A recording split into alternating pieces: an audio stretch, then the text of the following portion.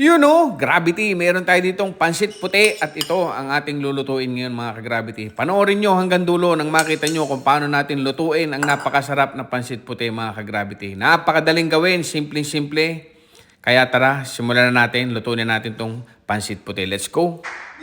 Gravity! Ang tagal natin hindi nakapagpangit-pangita at nag-video. Ngayon, gagawa naman tayo ng pansit puti. Tagal natin hindi nakapagluto, no? Nagluluto naman ako, kaya lang hindi nakapag-video kasi masyadong busy tayo mga ka-Gravity. Ngayon, lulutuin na natin ang ating pansit puti. Wala na pa, ikot-ikot pa.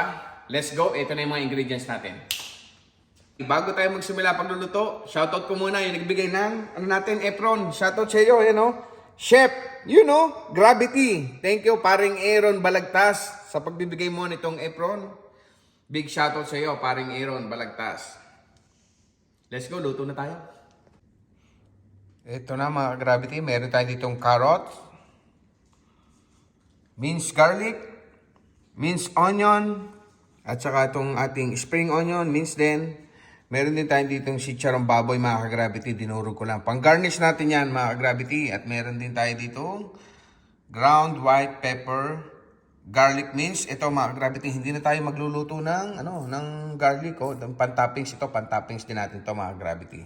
At syempre meron din tayong salt, Himalayan salt. Meron din tayo ditong yung ating hinimay-himay na manok mga ka-Gravity. Yan ilaman. Yung pagkalaga natin, pinakuluan natin, pinalambot, ito na yung beef stock tuloy, yung chicken stock.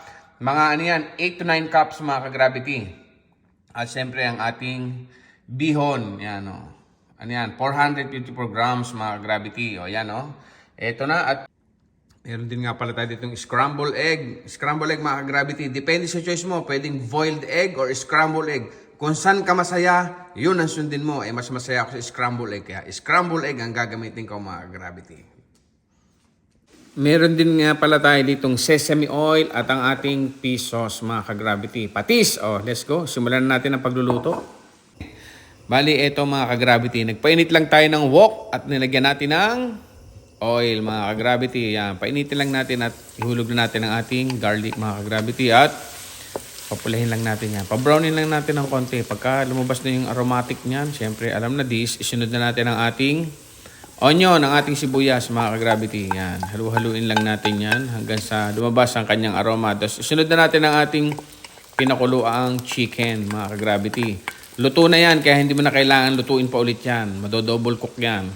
Kaya eto, nilagyan natin ang ating carrots. Hinalo natin. After nating haluin ang ating carrots, nilagyan natin ng fish sauce, patis, siyempre, para lumasa na. Naglalagay na agad ako niya para lumasa doon sa chicken natin, yung ating patis. Then, yung ating chicken broth, yan. Hulog na natin yan. Yung ating sabaw. Ito natin ilagay yan, hahaluin natin yan. At aantayin natin yan kumulo. Pag kumulo na, lalagyan natin ng pampalasa. Yan. Naglagay nga pala ako ng chicken powder, hindi natin napakita kanina. At saka yung ating white pepper. Yung white pepper natin, kung wala kang white pepper, pwede kang black pepper, pwede na rin yun. Yan, lalagyan natin sesame oil, lagyan tayo ng asin, at saka yan, lalagyan na natin ang ating bihon. Yan. Ilubog lang natin ang ating bihon, yung lubog na lubog, para mabilis siyang maluto. Maganda, kulong-kulo yung tubig natin, para mabilis maluto yung ating bihon. So, yan, ngayon mga ka-Gravity, ilubog lang natin yan. Yan. Lubog lang natin ang ating bihon, antay lang natin, sige lang.